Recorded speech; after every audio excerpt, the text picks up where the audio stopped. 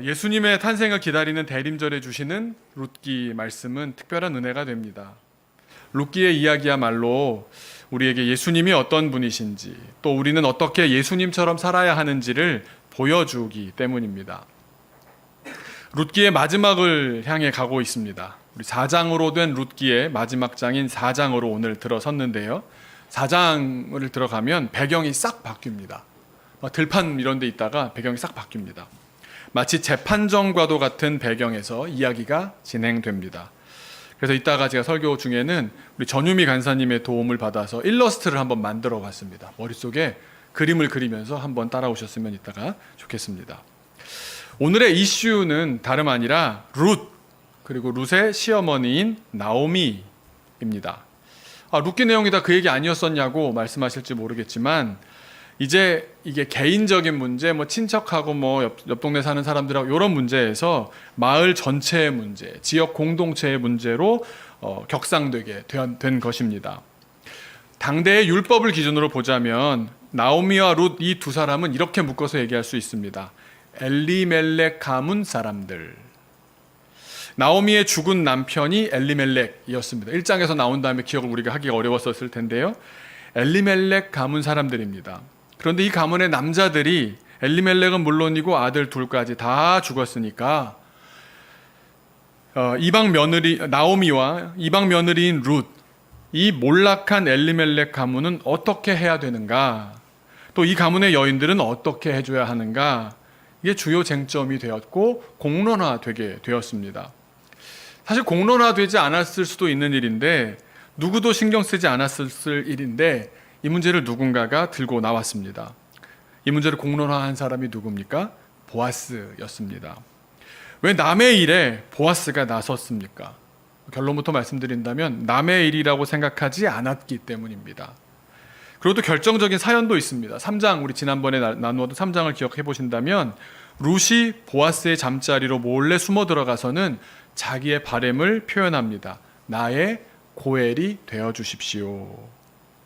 당대에는 남자들이 죽는 일이 많았습니다. 전염병도 많았고 전쟁도 많았던 시기 아닙니까?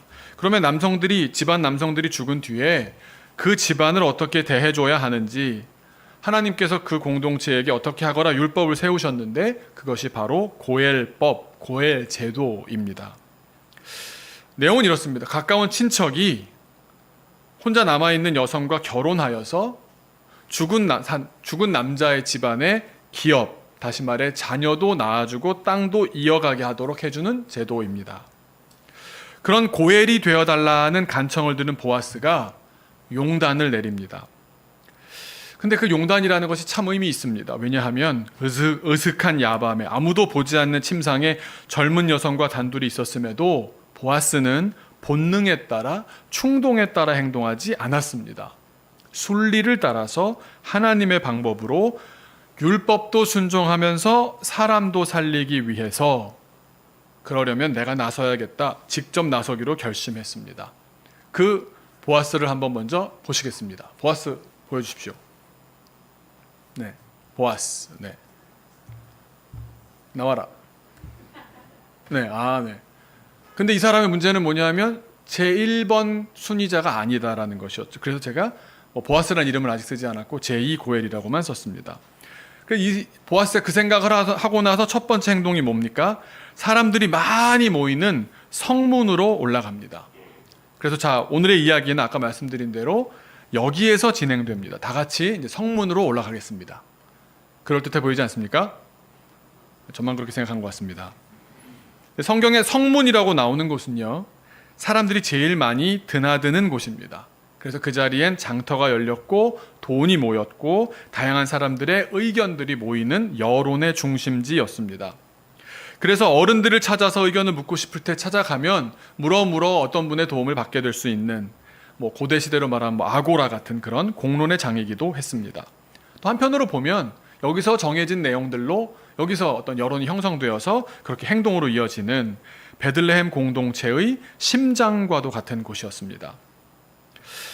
그러니까 만일 이 베들레헴 공동체의 공적인 자리인 이 성문에서 여기 모인 사람들이 불의한 일을 결의한다면 어떻게 되는 겁니까? 이 공동체의 정의가 죽게 되는 겁니다.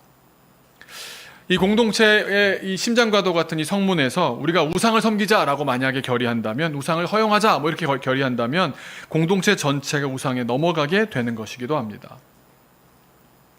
그런데 보아스는 어떻게 했느냐?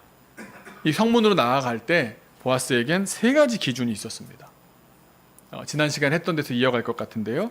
첫 번째, 보아스가 뭔가를 결정하고 일을 진행할 때 첫 번째 기준이 무엇이었냐? 말씀입니다. 말씀.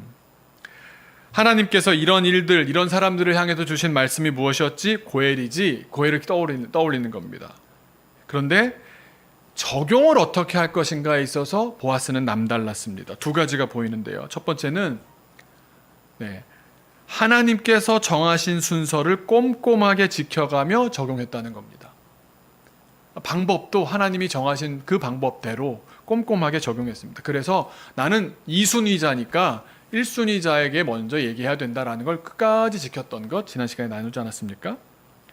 두 번째는 주신 말씀인 고엘, 그냥 쉬쉬하고 남의 일처럼 하면 넘어갈 수 있었을 일일 텐데 그 고엘 말씀이 적극적으로 이 사회 속에 적용되도록 본인이 능동적으로 앞장서서 나의 일처럼 감당합니다.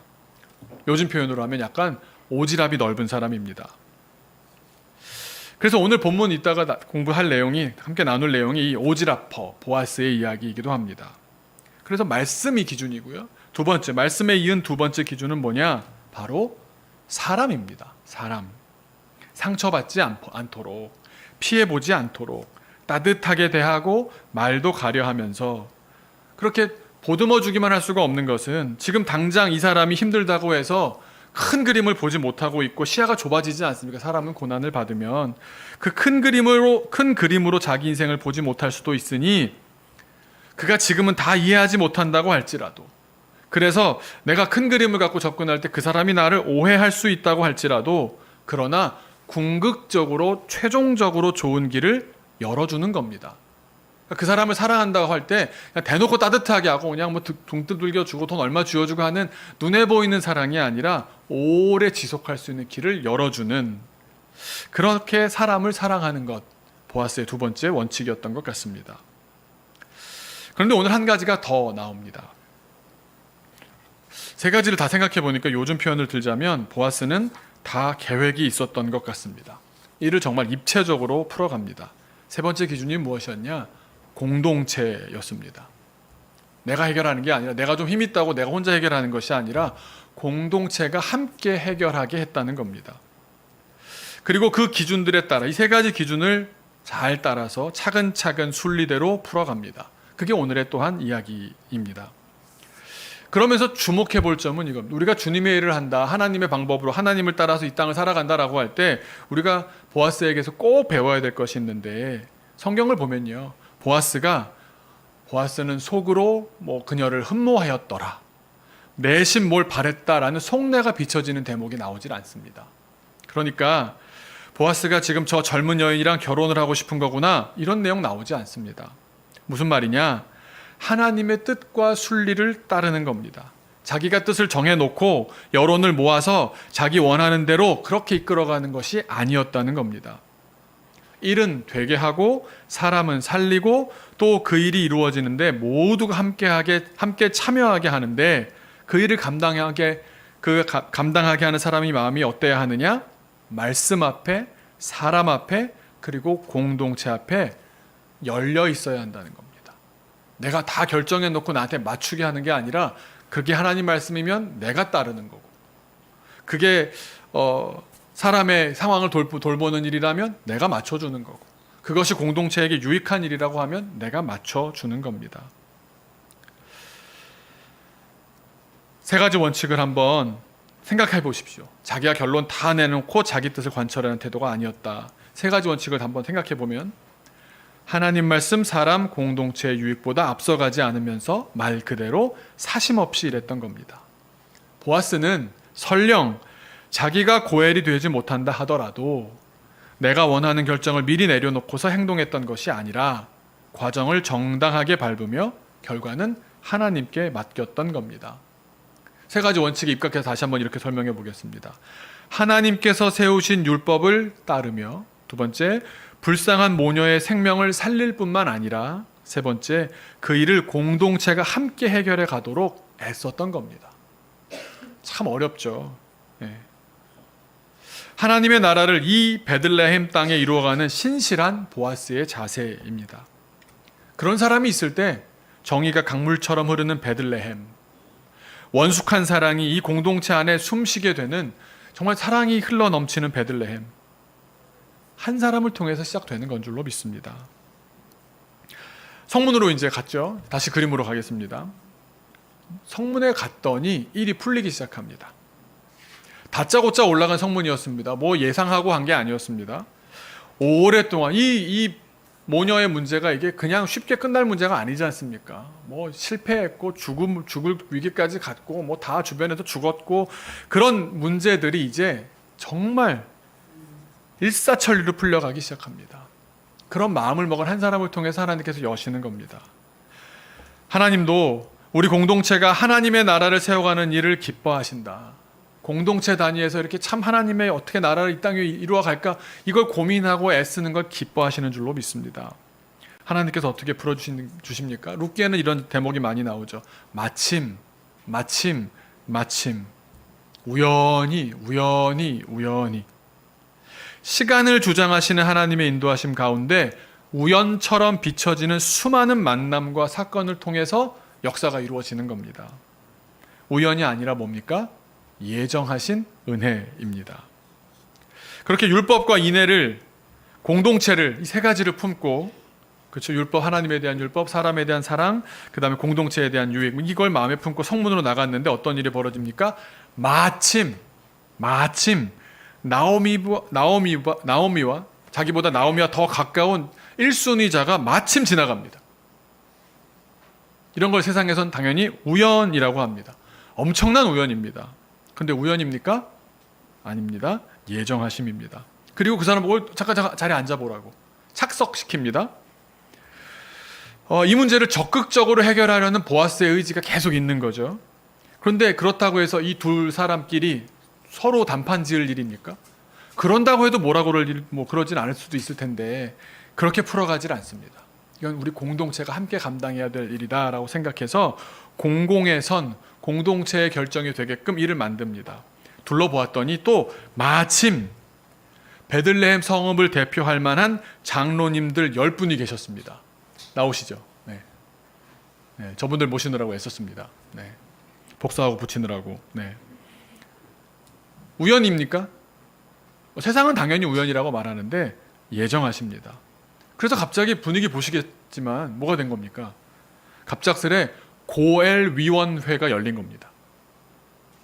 어떻게 이런 일이 있을 수가 있습니까?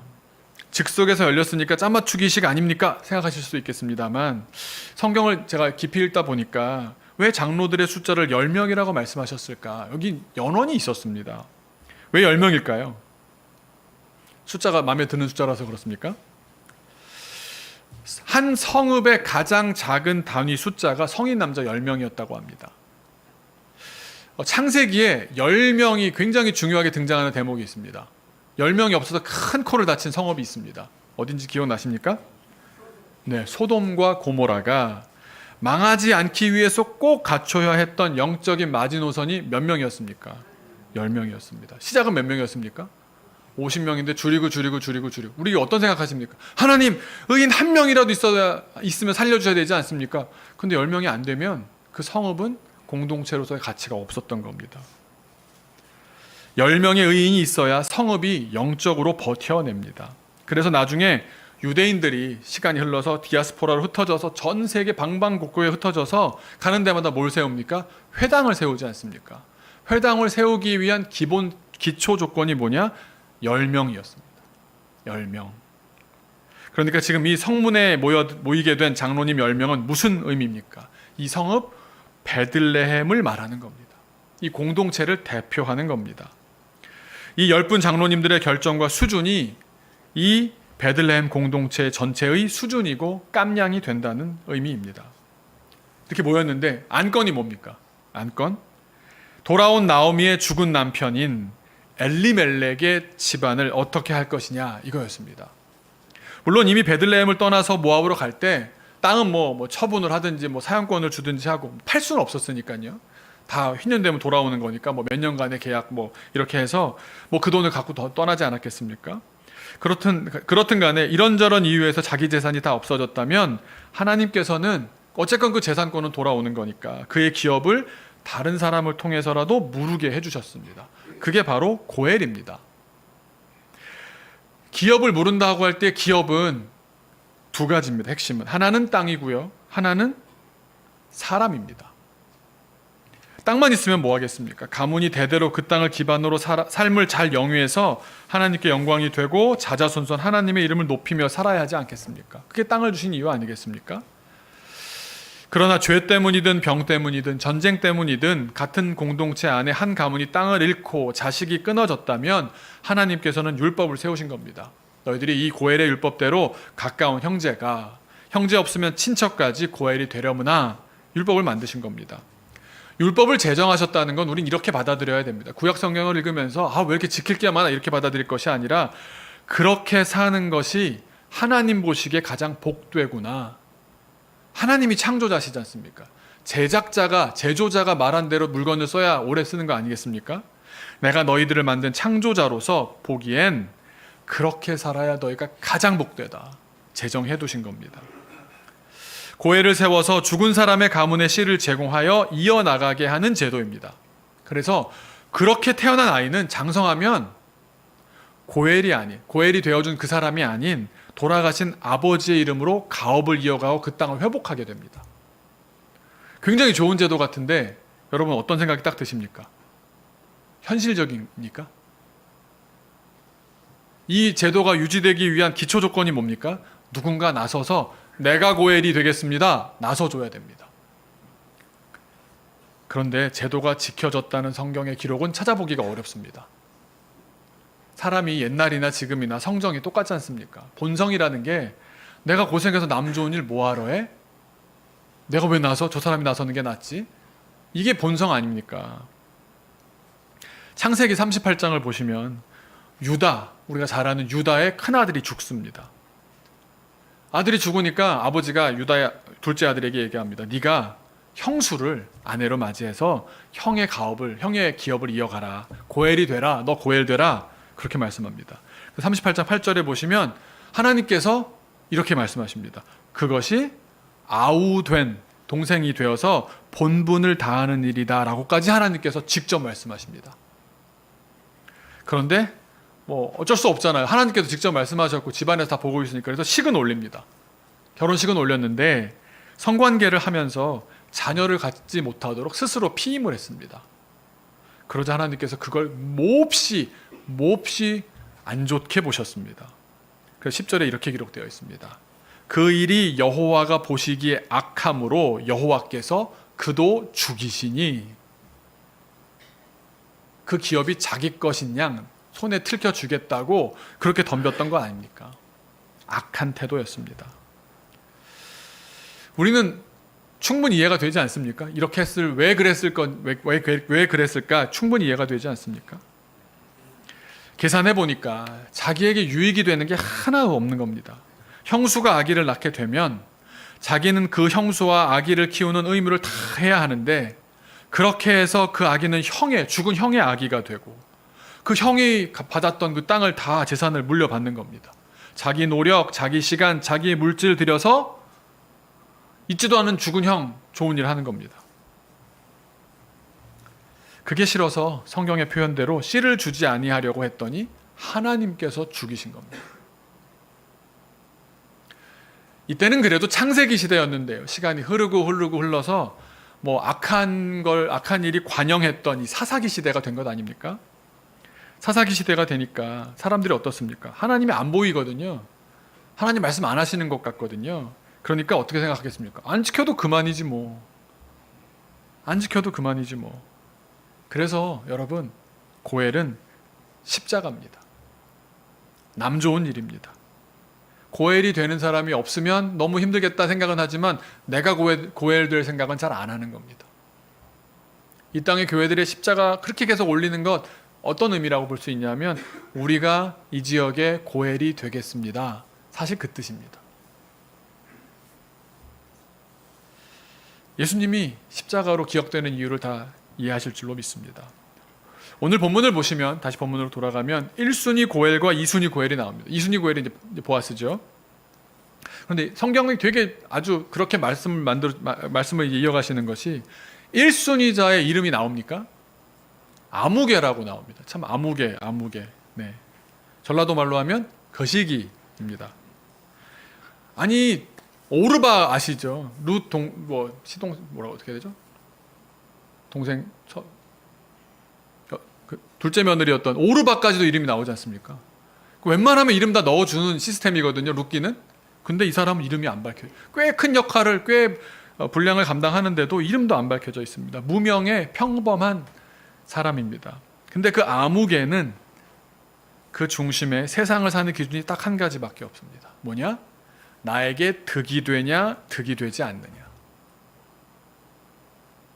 지극히 계산적입니다. 아무개는 그랬습니다. 처음에 상황을 잘 모르고 있는데 이런 얘기가 들려온 겁니다. 왜 나한테 그럽니까? 그 나오미 아시죠? 남편 엘리멜렉인데 이렇게 이만저만 저만 얘기 들었습니다. 그러니까 나오미를 한번 보여주시죠. 네. 나오미를 이제 다 나오미는 동네 사람 다 알지 않습니까? 그쵸? 베들레헴 사람이라면 다 알만한 사람이니까. 그래서 나오미의 죽은 남편 엘리멜렉 가문의 고엘이 되시겠습니까? 고엘이 되셔서 기업을 물으시겠습니까? 말을 듣자마자 뭐라고 하냐면 하겠습니다 그럽니다. 저요 하겠습니다. 저에게 물으십시오. 믿음 있어 보이지 않습니까? 그런데 속내는 이렇습니다.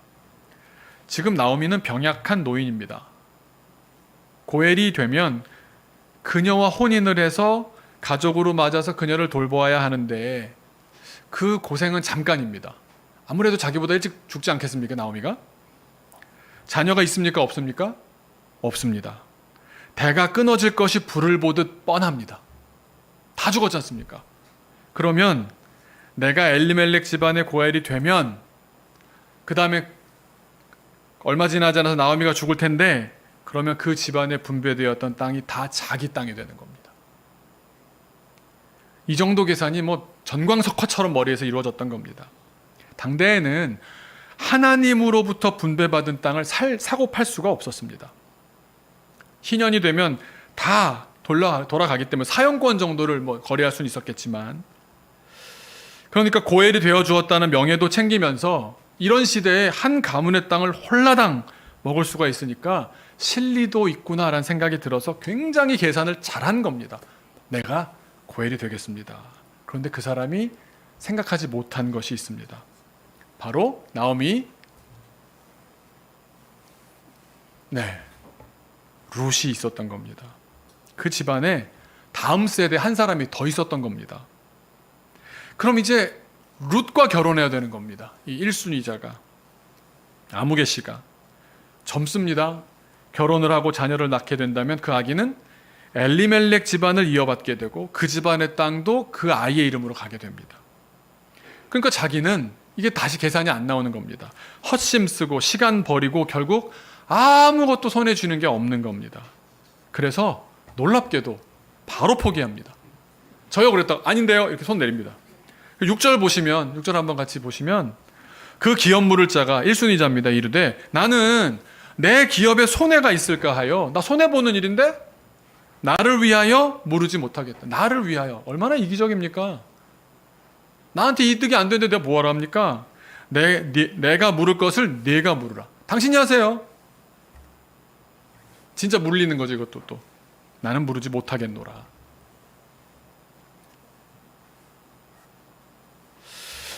이제 이순위자 보아스의 차례입니다. 사실 보아스도 계산적입니다.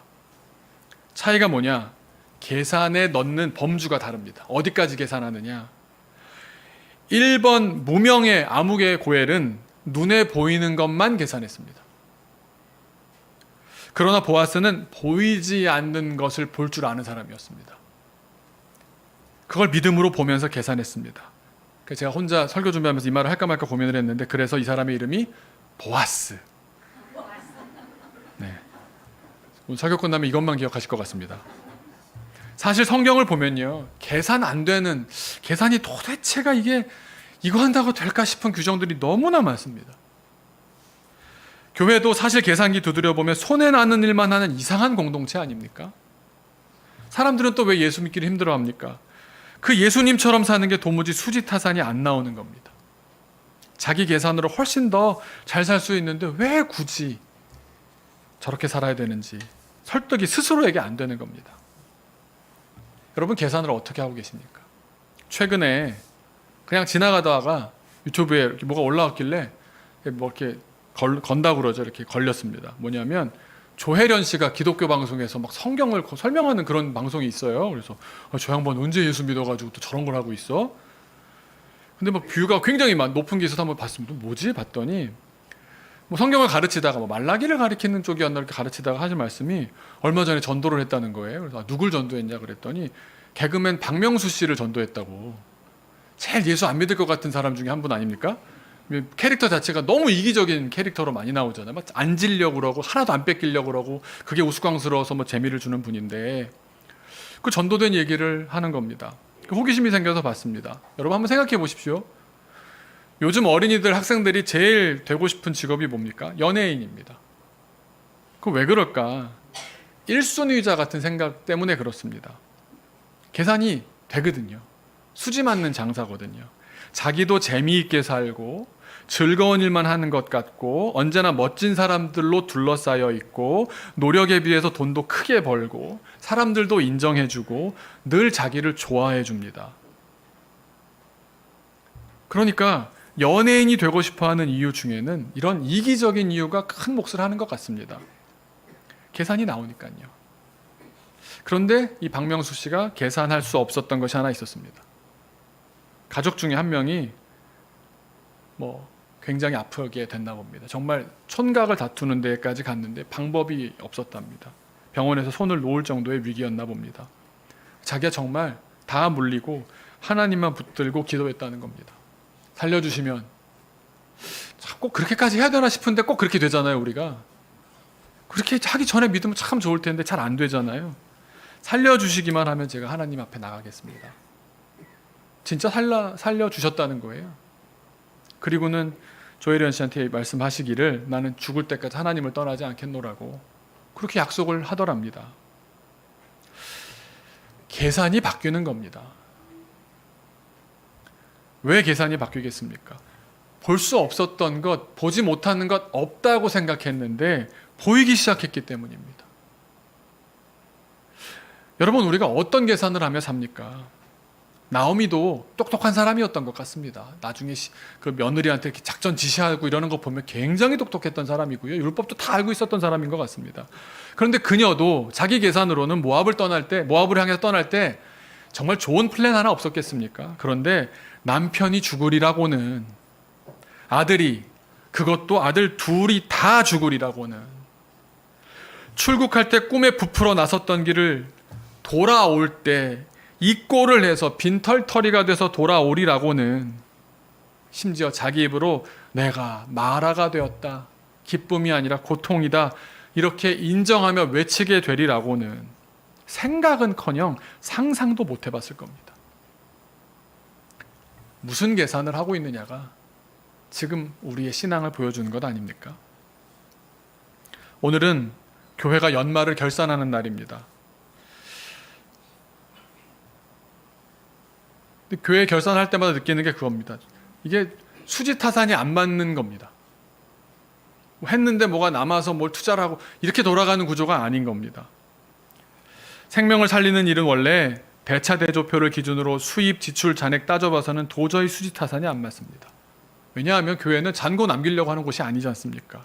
얼마나 사랑했느냐? 손해를 본다 해도 사랑을 남기며 살려고 교회된 것 아닙니까? 세상의 계산기로 교회를 재면 안 되는 겁니다. 제가 참 안타깝게 생각하는 것 중에 교회들마다 어느 교회, 저도 뭐 여러 교회 강의하러 다니지 않습니까? 그러면 교회 치고 앞에 본당 옆에 다음 세대 안 붙여놓은 교회가 없습니다. 다음 세대를 주님께로 인도하는 교회, 뭐 엄청나게 다. 그런데 뭐 교만한 말이지만 진심으로 하는 교회를 보기는 참 어렵습니다. 그 이유는요, 진심으로 하면 파산하기 때문입니다. 제가 명성교회에서 처음 사역 시작했을 때 하나님께서 정말 막 엄청나게 밀어 붙이시는 거예요. 너 어린이 쪽으로 가.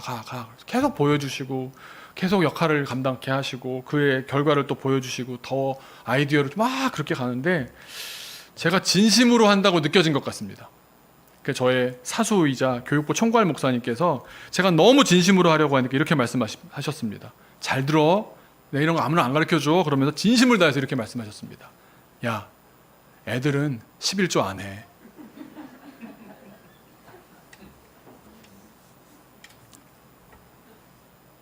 그러고 보면 우리 교회는 살아있는 게 기적입니다.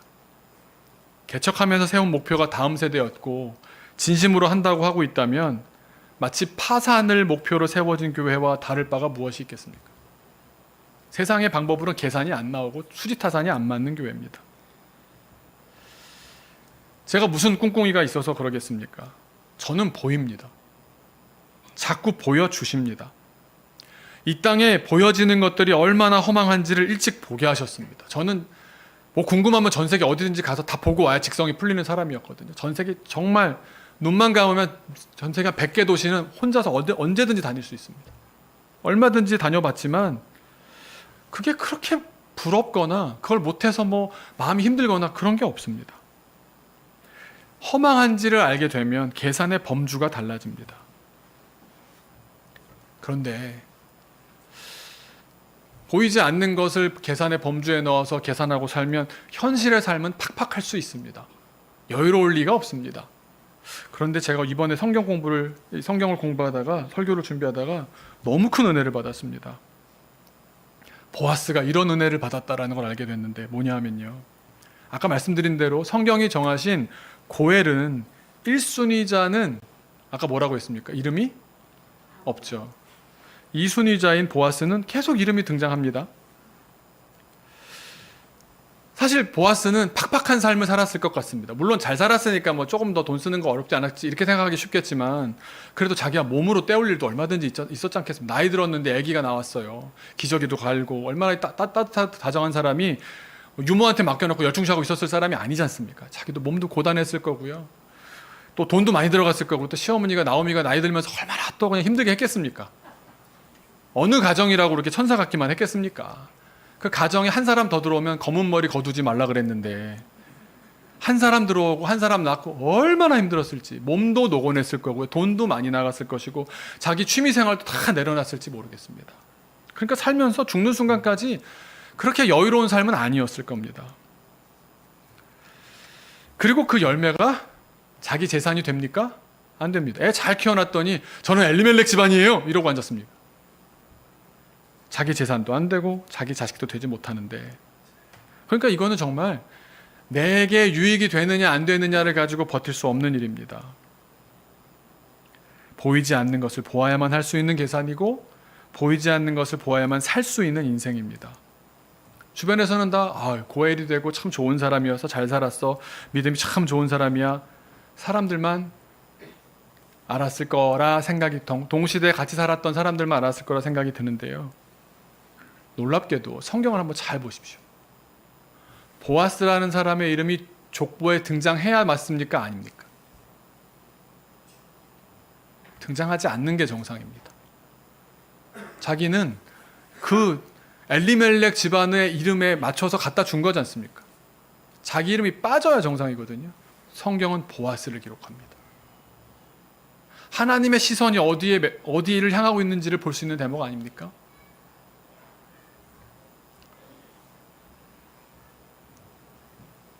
보아스의 자녀로 나옵니다. 다윗이 예수님이 유대 나라의 전통이 아닙니다. 그 자녀 가운데 다윗 나오고 예수님 나오는 그 집안에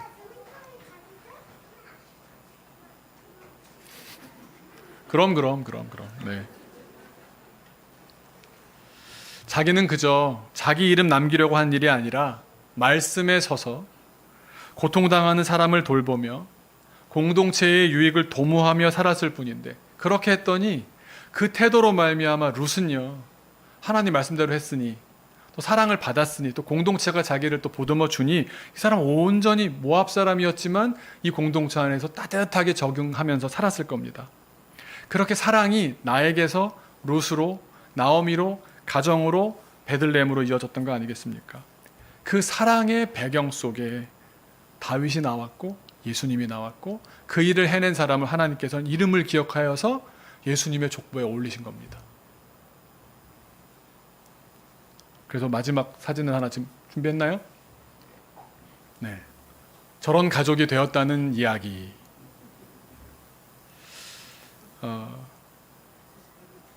예수님이 고엘이십니다. 예수님이 우리의 고엘이 되시기를 작정하셨습니다. 한번 생각해 보십시오. 예수님이 고엘 되면 예수님께 유익한 게 무엇이 있을까요? 안 좋은 것만 있습니다. 예수님의 입장에서만 보면 하나님인데 사람 돼야 되죠. 그것도 말밥통에서 태어나셔야 했었죠. 그 더운 데서 뭐하러 땀 흘리며 사셔야 했습니까? 우리 때문에 채찍 맞으셔야 됐죠. 모함 당하셔야 됐죠. 아니 고엘돼서 예수님께 남는 게 있습니까? 없습니다. 하나님은 한 가지를 남기셨습니다. 예수님을 고엘로 세우심으로 이 땅에 사랑을 남기셨습니다. 우리가 예수님 오신 이 계절을 살면서 조금이라도 갑자기 보아스가 되기는 어렵겠지만 고엘 되기로 작정했으면 좋겠습니다. 제가 오늘 기도를 부탁드리면서 마무리하려고 하는데요. 누구의 고엘이 될지가 좀 분명하게 하나님께서 보여주시는 것 같습니다. 다 아시는 우리 소연이 고엘이 되시기를 소망합니다.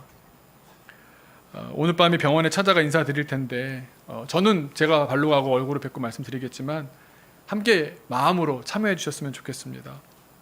아마 하나님께서는 우리 공동체가 이 아이를 어떻게 감당하느냐를 보시고 너 지금 무슨 계산하는 거야? 보시지 않겠습니까? 소연이를 통해서 여러분 우리가 유익이 있습니까? 저는 있다고 물론 생각하지만 보이는 것만으로 계산해서는 유익이 없습니다. 없습니다. 그런데 보이지 않는 것까지 보면 너무 유익한 일입니다. 우리가 계산을 바꾸기를 소망합니다. 하나님, 보이지 않는 하나님을 바라보는 이 크리스마스가 되게 하여 주옵소서. 기도하시면서 내일 수술입니다. 몸에 척추를 지지하고 있는 그 안에 들어가 있는 걸 다 떼고 다 새로 넣어야 됩니다. 엄청난 수술입니다.